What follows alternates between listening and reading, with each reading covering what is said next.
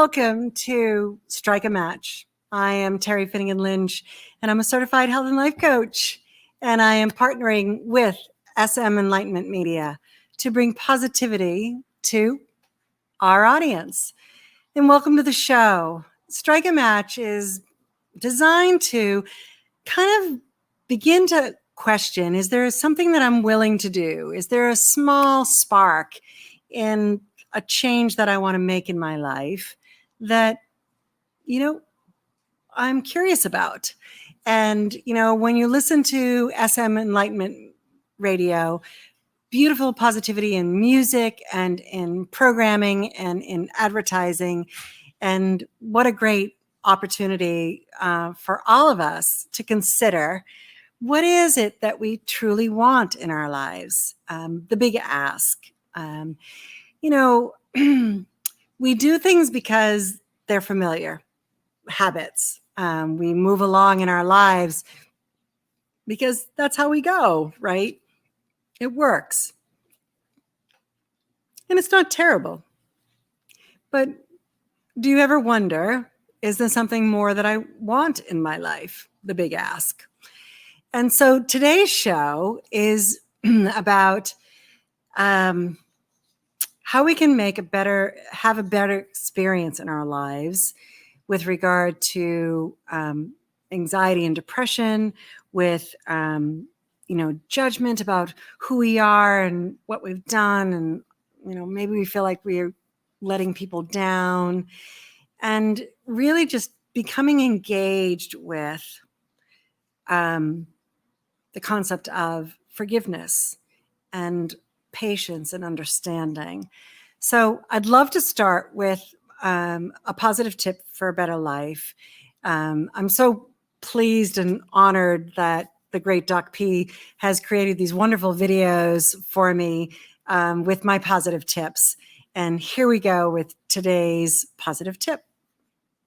Positive tips for a better life with Terry Finnegan Lynch. Consider this. The act of judgment leads to guilt about what I've done and shame about who I am, and both hold you hostage.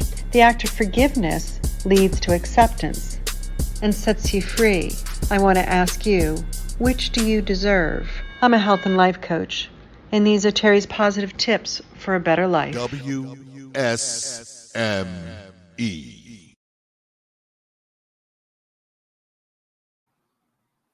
Such a beautiful little video. I mean, it was like 30 seconds, but it says so much about how we operate in this world. So there's many, many, many things in my past that I could feel shame and guilt for. I was an alcoholic mother for 16 years of my children's lives, which is basically half of their life, and married to a man who was very, very angry and allowed violence to exist in our home. So, wow, shame and guilt was just a beautiful footprint to live in and to be in great sadness. And, that's a very catastrophic experience. Our lives don't necessarily have to reflect that, to also have that tinge of guilt and shame. But how does guilt and shame actually serve us? It really only limits who we are and what we're capable of, because it's a very sad place. So what I learned on my journey, especially with this wonderful mentor, Sister Maurice. Sister Maurice was a nun from the Bronx who would do retreats across the country. And I joined her for, I don't know, maybe 10 years, twice a year. I would attend her little retreat. And she would speak to us about forgiveness. And here's a room full of, alcoholic women who are sober, who have a whole lot of guilt and shame. But she pointed out that that limits us. It doesn't bring us into our highest self. What if instead you considered forgiveness, self-forgiveness? And that was like, wow, I'm not sure I understand that. And shortly afterwards, I was at a different retreat. And in it, I was invited to have this experiential exercise about forgiveness. And I laid it all out on the table, kind of like confession, but not really confession. But I put it all out there, everything. And then I was promised forgiveness from the divine. And what happened was that instantly I said, thank you. I promise to witness love and forgiveness going forward, always. Because what I realized is when I released my shame and guilt, when I was truly in retrospect, owning all of those behaviors and being accountable to it all, then there was this freedom of forgiveness. And wow, I went from this vibration that was like so low and dark to this much higher place of hope and beauty and opportunity. So guilt and shame have their purpose to teach us what is the lesson I need to learn about this experience that I'm in that's causing guilt and shame. Is it historic? Is it ongoing? Is it something that I keep perpetuating? And then allowing ourselves to have a grasp of that and taking a shape that says, I understand this, I own it, and then I can move away from it. So that's the beauty of like celebrating our guilt and shame into the understanding about how we are using it to either hold us back or launch us forward. And life coaches are trained to hold you in a safe place for that to happen. So for me, at the time, it was Sister Maurice. She would never have called herself a life coach, but she truly was. She gave me more tools and understanding about myself that I couldn't have on my own. And that's what I love about the aggregate care. So if you have a psychiatrist, great. You have a counselor, great. You have a therapist, wonderful. Would you like to have a life coach? Because each one of us have a different way of bringing an awareness to every circumstance that we're living through in our journey in life. So to have a wonderful life means we need support. We don't do this very well on our own. If you remember, for me, I did this on my own for a long time, and it was tragic what I created. So the invitation here in Strike a Match is there something that you need? Is there something you deserve? And what if a life coach was the answer?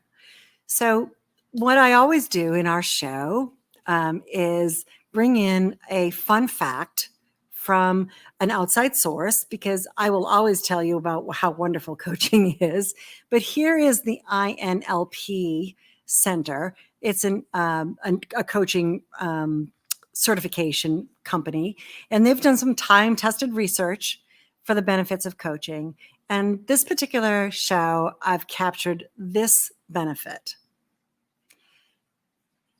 Coaching decreases depression and anxiety because depression and anxiety are a society-wide health problem with severe complex elements, none of which are easy to fix.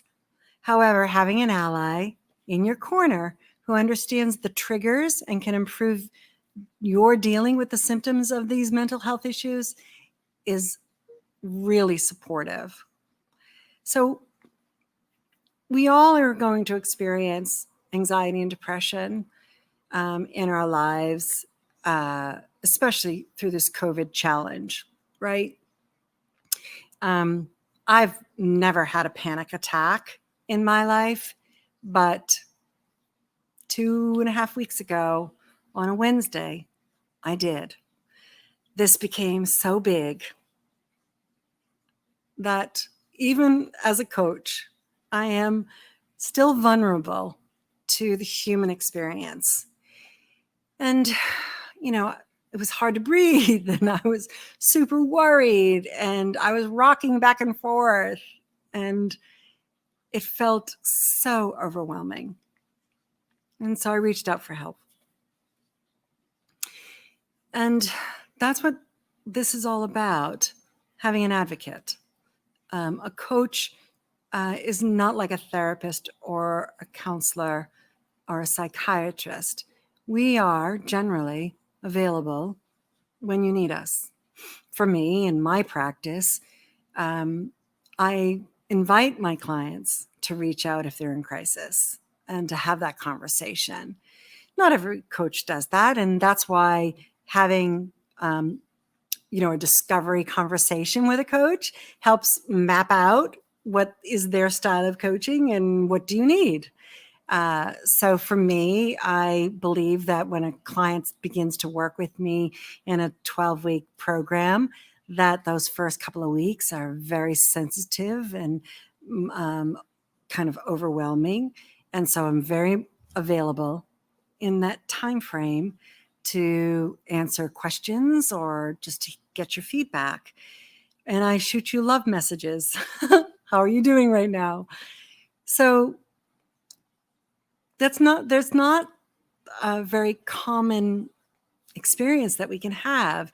You know, our family can't really do that. Our friends, that's really too much to ask. But a life coach can. And it's a very valuable experience to have an advocate as you go through the journey of change, of transformation from what is not serving you to what will. So I have the comedy corner next, which I absolutely love this cartoon. Wait till you say it's so super fun. Be right back. Remember, take into account my client did not have a life coach. So honestly, in my catastrophic lifetime, I was in a courtroom, not as the perpetrator, but as the victim. Sadly, my former husband had punched me in the face when I was driving the car and broke my cheekbone. And, I ended up in the hospital. And of course, they have to file charges because that's the law now. And it was just a mess. And, had I had a life coach, had he had a life coach, would either of us been sitting in a car with that much anger or that much vulnerability? Probably not. So I love my cartoon. Remember, he did not have a life coach. That probably won't get him off. Yeah, or I'm assuming him, it could be her.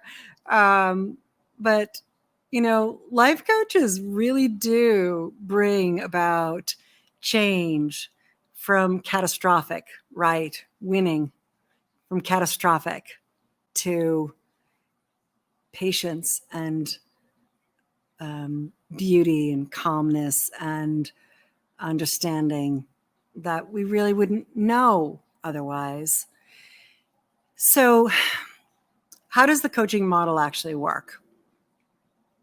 Well, in my practice, which is going to be different from other coaches, I have a 5-step process in every session.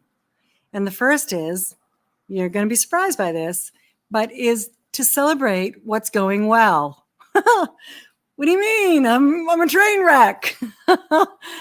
No, we start with what's going well. And for many, it takes a real pause to think about what's going well. Takes a deep breath. And we all would benefit from acknowledging what's going well in our lives. The hardship is really easy to spot. It causes pain. What's going well is kind of subtle. And although it provides happiness, until we acknowledge it, it will not provide joy. So joy is about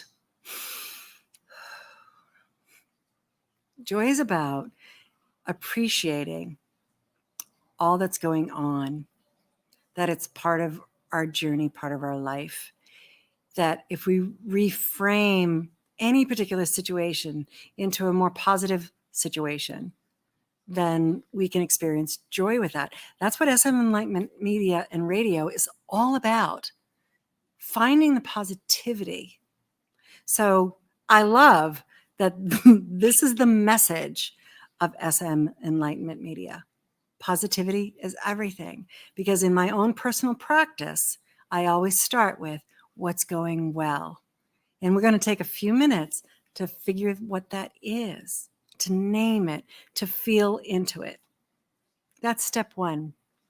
Step 2 is letting go. Ooh, of what? That which is not serving me, which is usually the loop. Do you have a loop? A loop can be, I'm so worried about my kids. I am so lonely. This is too hard. I am not loved. There's many, many, many loops that we have that can bring us down. They can be static, kind of silent, or they can be bullhorns.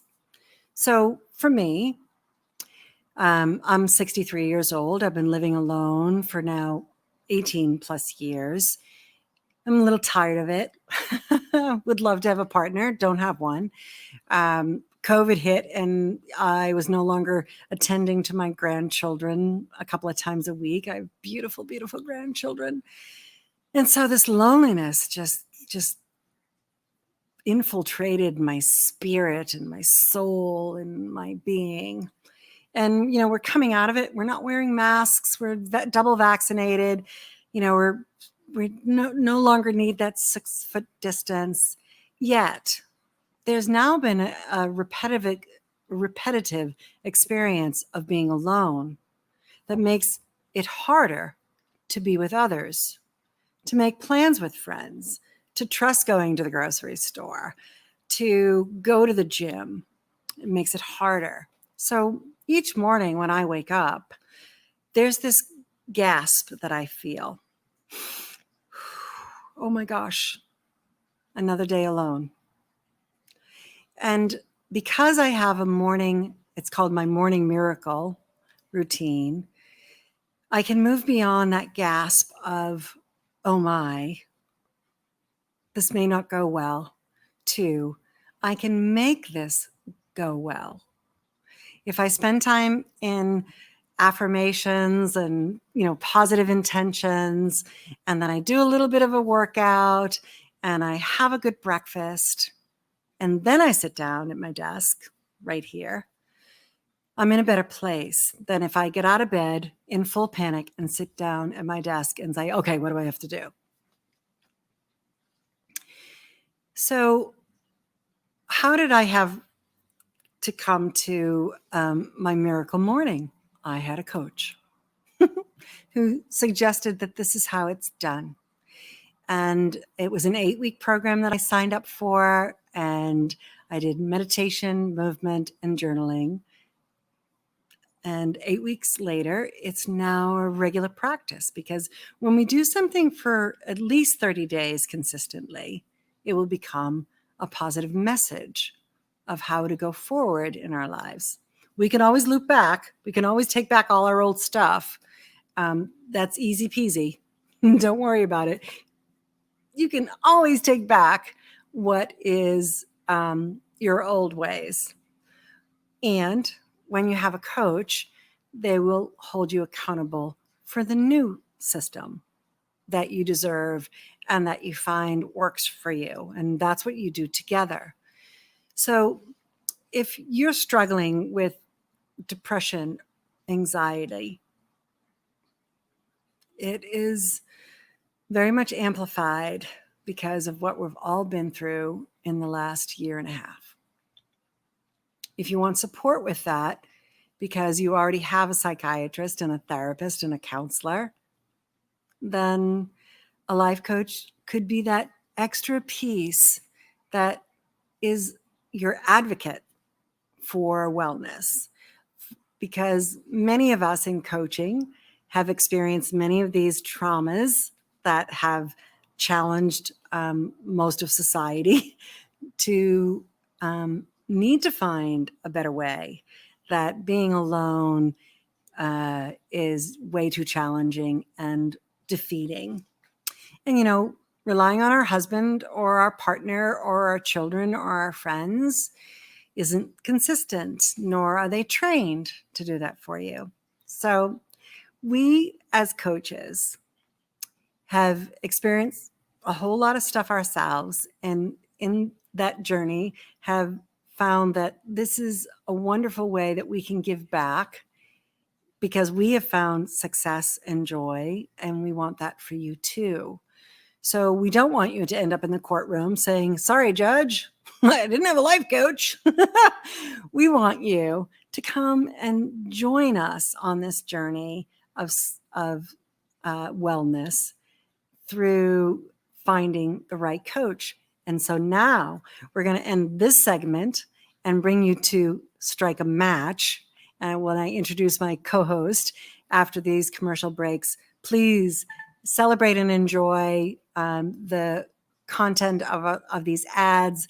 We so much at SM Enlightenment Media need the support and funding from these messages. So please pay attention. If it resonates with you, call them and be a participant in all of it.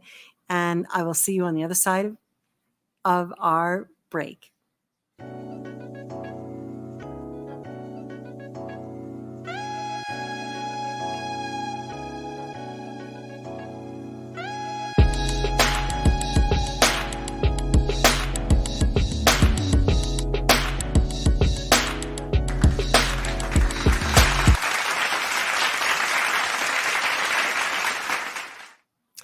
Welcome back. So strike a match. I love the name of this podcast because the first half is about considering an action. What could be that small thing that I could consider to find the version of me that I really want? And the second half is about the match. And so I'm always introducing each week a co-host who is a coach in a very unique platform. And tonight I'm really, really excited about bringing this tremendous gal, Eugine Ermis. Look at this beautiful woman. She's a spiritual coach, and what a great personality to bring to our trust and confidence about our experience in that realm of love and safety. So welcome, Eugine. Hi, how are you? I'm good. How are you? I am doing okay. I was telling him it's been a very interesting day, but I'm okay. Well, welcome. You are in what, North Carolina? South Carolina. South Carolina. So You had a 50-50 chance. there we we can tell there's a little bit of a drawl in your A little bit, yes. which I love. I love that. And so welcome to the show. Thank you for having me. Oh, you're so welcome. You're a dear friend of one of my earlier guests and her brother. And they told me that you would be a great co-host, and I'm so glad you're here.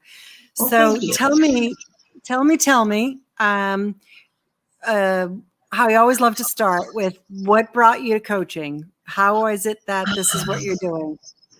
What brought me to coaching? I was a psychiatric nurse for many, many years, and I've been a nurse for 37 years.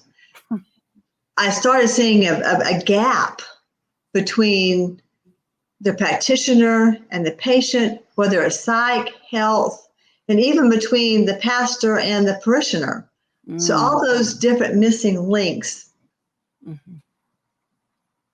And I think it goes back to 3 decisions I made before age 6. Mm. And those decisions were, with the first sibling was to be the good little girl, because I had to have mom's love. And if I wasn't good, I would be punished. And then with the second sibling, it was I had to be mommy's little helper, because my third sibling had colic and cried from 7 a.m. to 7 p.m. So that was the third decision. And the second decision, the third decision was really what helped me know that God does exist. And my mom, sometimes I cry, I get a little teary-eyed during this part, but I'm going to just know. I was 6.5 years old, sitting at the breakfast bar. My mom was fixing lunch. And my mom was just this vivacious woman. She joked, she laughed, she was the life of the party. And she started turning around in circles. And we at first thought she was joking with us, but then she couldn't stop, and she fell and she gashed her head in the dishwasher, and she lay seizing on the floor. This is back in the 60s when we didn't have 911. Being my 6.5-year-old self, I thought mommy had died. And I ran from the house. One neighbor wasn't home. One neighbor was home, thank goodness. And he was an Army medic. So he was able to help my mom. And I remember standing there holding my siblings' hands. One was 4, and one was 3, watching the ambulance drive away with my mom, thinking, well, now I've got to be the family protector. So that's truly, I think, when I first started, way back when, coming into coaching. True. And then I was a psychiatric nurse for so long, and they were taking these kids back to way in the past, where they really couldn't do anything about what happened back then. They couldn't do anything about the abuse. They couldn't do anything about the neglect. They couldn't do anything about the bullying. That was something they had no control over. But what they could do was to start here. This is a new day, and then they could work their way forward versus going back. And that's what I love about coaching, is I start now with a person and work forward with them. I also like the fact that by establishing rapport with that patient, with that person, I keep saying patient, but it's a person, with that person or client, through breathing, through matching, through counter matching, all these different things we talk about, you create a safe space for them to be their open, genuine, authentic selves. And by safe space, I mean confidentiality, trust, honesty. Those 3 things to me are the main aspects of a safe space for someone to be in. I recently had a client who asked me not to tape the mastermind I was doing because she did not want what she was telling me broadcasted. And I immediately said, sure, no problem. Mhm. We won't record. Right. And she didn't even show her face because she just couldn't do that. Right. But she had a safe space. She was open. She was genuine. And she took some very strong action steps with her to move forward in life with. So I'm very thankful for that. So I guess this being that missing link and helping people grow forward versus backwards. My main focus is women, 50 plus. And I do that for two reasons. Society and the church have squelched women's voices. They've made us feel like we're not important, we're not enough, we have to be young. I was listening to an interview on NPR about this woman who wrote this beautiful cookbook. She had taken the time, all this creativity, and at her age, she had written this cookbook. And I'm like, oh, she must be at least 90. No, she was 59, which is my age. Mm-hmm. And I won't say exactly what I said in the car, but I gave the commentator a little talking to in the car.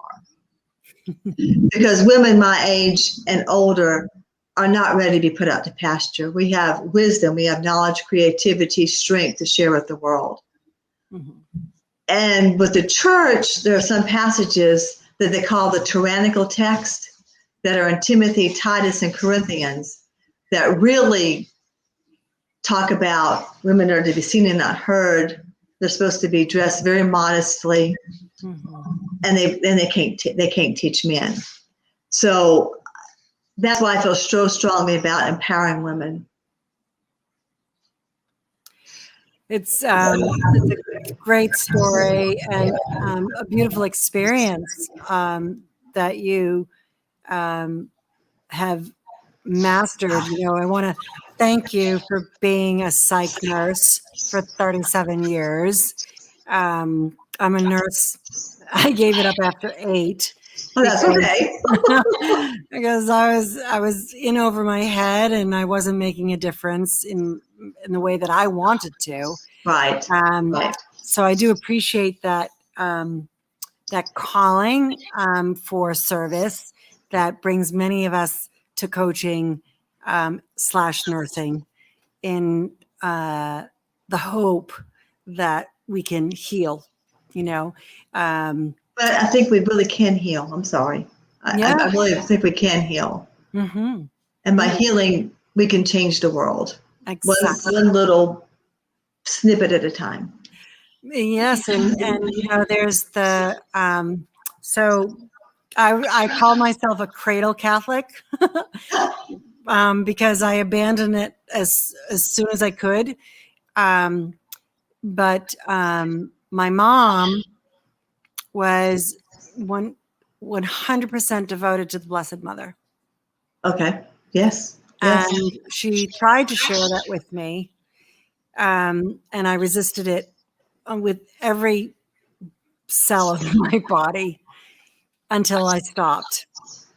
And I took a journey with my mom to a village in former Yugoslavia called Medjugorje. My mother was a pilgrim leader, and she brought thousands and thousands and thousands of people to this village. And I happen to be one of them.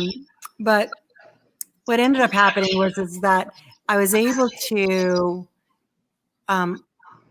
find the divine, the beauty in the divine, without the package that offended me so much. It doesn't offend everybody. No. But when we feel its limitation, then but we're attached to it, then there's a desired state, a need to separate what is so restrictive to what is the beauty of faith and, and principle and love that, can be restricted by some of the experiences. that we grow up in, and not that anybody is the bad guy. The church isn't the bad guy. No. It's just that for some of us, it is a message that limits our ability to be our true self. Well, a lot of the church, I've actually recently gone back to church. I attend Somerton Presbyterian Church here in Somerton, South Carolina, and we have a woman pastor who I just dearly love. She's fantastic. But we have the church is based on patriarchy, which is not bad or good. It just is. Right. And I think every person, man, woman, child, needs to develop their own picture of God. Oh, this is so great that you say this. I'm really serious. No. So when I first got sober, I was terrified of God. And, Alcoholics Anonymous says, the God of your own understanding. Yes. And I remember being in the classroom of CCD and being terrified of God. And so one day I was standing in this classroom with all these empty chairs and all this stuff on the blackboard. And I just went up with an eraser and I took it all down and I picked up a piece of chalk and I wrote down everything that I wanted God to be for me. Oh, that was great. The greatest father, my cheerleader, my teacher. I wrote it all down. And that is who God became for me. See, that's wonderful. It was exactly what I asked for. And it freed me up to the most wonderful support system because it was everything that I asked for. And guess what? He showed up just like that, And I say he because it works for me. It could be she if it works for you. But the beauty was that we do get to have whatever relationship we want. Yes. With God, with the divine. And I think that people need to realize that God lives within us too. And is our friend. Yeah. And whether you view God as mama, papa, friend, whatever you want to review God as, I actually don't see God as mama or papa. I see God as both. And I see God as energy. Yep. And everything just all together. Right. This energetic, creative energy. But however you see God, it's also, I think, important to realize that God loves you. Jesus loves you, and the Holy Spirit is within you. Mm-hmm. And you're never without them. And they love you no matter what you're doing, whether you're being good, bad, ugly. Mm-hmm. They love you regardless. And even sometimes if you can't make that first step towards God, God will make that first step towards you. Oh, I have an incredible story to share with you. I love when I get to talk about God with people. This is a rare occasion on our show. But I hope it's okay. Oh, it's wonderful. Okay. So I was working with a young girl. She was in her early 20s. And she had been in a car accident as an addict. And a woman died. So in her mind, she killed this person. So we were working together, and I said to her, do you know that there are car accidents where people survive incredible tragedy, and then people who die in the most minute accidents? Because we are here when, this is what Sister Maurice said to me, my spiritual mentor, we are here for as long as our job on earth is not done. So I worked with this gal and said to her, what if you could frame this accident? Yes, you were using drugs, you were impaired, but you were in an accident where a woman died, not that you killed somebody. And she said, no, I can't do that. I can't.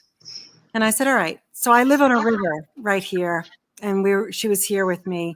And we went down to the bike path. And then we went over to the waterfall.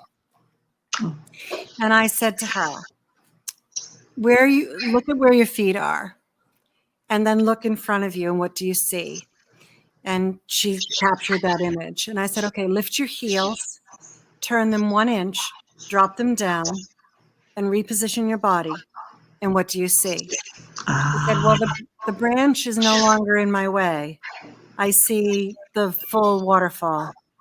I said, that's all it takes is just lift your heels 1 inch and allow yourself to see something in a new light. Exactly. And she said, okay. Guess what happened? She went home and a girl Facebooked her that very afternoon and said, do you know who I am? And she said, I think so. And she said, you killed my mother. And she says, I know. And the girl said, oh no. Then Michaela said, I know how you feel because her father was killed in a drunken driver accident on a motorcycle. Oh my goodness. So she lost her dad the same way this little girl lost her mother. Oh, wow. So she said, I know how you feel. And I know you have 2 younger sisters. So do I. And at the end of the conversation, this girl who accused her of killing her mother said instead, can I stay in touch with you? I think you're the only person who understands what I'm going through. Oh, wow. And she called me and she said, is this the shift of my heels? I said, what does it feel like to you? And she said, yes. Now I am in service of this girl because we've experienced the same thing and I'm not burdened by being a killer. Exactly. Right? So what happened there was, I believe, is that God intervened and brought this conversation to fruition because she lifted her heels and said, yes, I'll consider that I could open myself up to a greater good. And that has been my experience over and over and over again. This one, a very miraculous one. Yes. But, you know, how we perceive what we've done in our lives, judgment, guilt, and shame versus forgiveness. Yes. So Michaela did not want to forgive herself at the river's edge, but she had no other choice when this girl reached out to her to join her. And that took forgiveness. Yes. Right. And I like the segment you had before is that you said forgiveness is freeing. Because forgiveness doesn't excuse what the person has done or that you have done, but it allows for freedom or for you to move on. Yes, and it's about, you know, appreciating that for me, God is forgiveness. That's what love is. And so if I continually hold on to my shame and guilt, then I cannot operate in my highest self with God. I'm a much darker version of me. Yes. And so forgiveness is not like why I do what I do right now is because my 16-year-old son, when I made my restitution, said, I know you're helping women stay sober, but I'd really appreciate if you'd help families avoid the crisis. And that has been my quest. And now I'm a family life coach. Not just for alcoholism, but for just the struggle. Right. So tell me, you work with, you know, women in their 50s that are on this journey. Why do most clients say no to you when you have this opportunity to provide a service? There's usually 2 reasons why someone says no. Usually it can be financial. Mm-hmm. The other one is sometimes change can be scary. You know, you wear these masks, different masks, and if you take the mask down, then people see who you really are. Right. And that can be really scary. I mean, I know, I've been there. It can be really scary for someone to see you without your mask on. Right. So that's probably two reasons why people say no. Mm-hmm. So when someone does say yes, what do you think is their strongest reason they say yes? Their strongest reason is that they're tired of being stuck. Do you know how many times a coach has said stuck? It's like every week.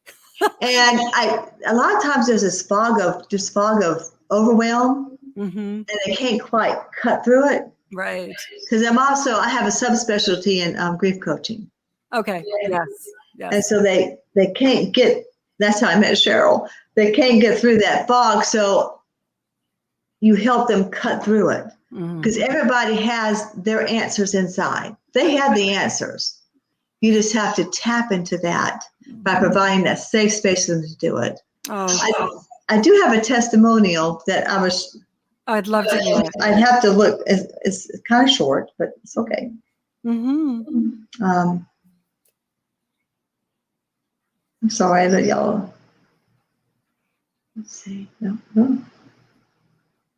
May not be able to find it. If I don't, that's okay. No, here we go. Oh, there we go. And this is from one of my clients who wanted to remain anonymous, so I really couldn't share her name or anything. Yeah. It says, I was truly blessed to be coached and supported by the life coach, Eugine Ermis, over the past several months. Until this experience with her as my life coach, I didn't realize what a positive, meaningful life I could have for myself. I will never be able to adequately express to Jeannie what a difference she has made in my life, as well as my family's life. I can finally see a future of hope and happiness. And you know, the thing is that we don't necessarily know we're missing that. No, we don't. No. I went through a horrible dark night of the soul about, a year and a half ago. And I was still in coaching school at that time in the mastery program.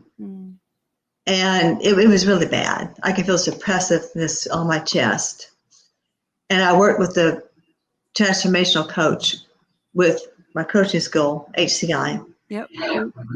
Yeah. And I was there too. Yes. And through prayer, meditation, and listening to Kayla radio, I know this is a wholly different thing, but it's just music. It's not anything else. I was able to break free of that. And I know it was God. And I know that about mid-January, I felt it lift from my chest. So a lot of times we don't know. And we try to make decisions without going to God first and looking at what the plan is. And sometimes we have consequences, but you can move through them. Well, you know, thank you, Eugenie. The wonderful thing that I love about Strike a Match is that my co-hosts are so unique to their journey and how they serve the world. I am a faith-based healer. I have Jesus tattooed to my wrist. This wrist says faith and hope. Wow. You know, so this has been very meaningful to me. It is not my primary focus when I coach, but it's always a subtle ingredient in my journey as a coach. And, you know, we both went to HCI.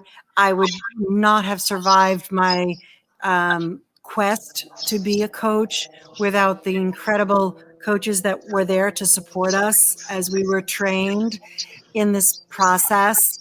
And, you know, we've made great friends, Cheryl and Denise and you and myself. We were all in the same curriculum at the same time. And, you know, who we are, we had the opportunity to celebrate our pain and suffering and bring it to be of service. And so I'm so grateful to have you here tonight to share your experience and platform.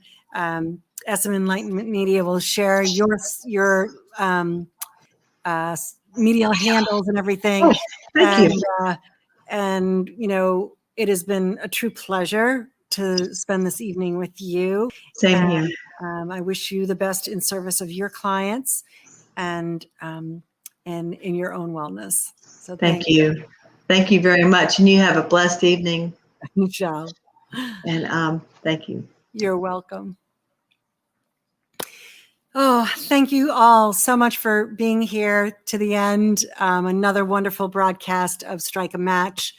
I hope that there was this beautiful understanding that guilt and shame and forgiveness are, a triangle of how we can live in our world, and faith and hope we talked about with Eugenia really are very important if that is something that you relate to in your journey of health and wellness. And, please continue to support SM Enlightenment Media. I've truly enjoyed being with you here tonight, and we will see you next time.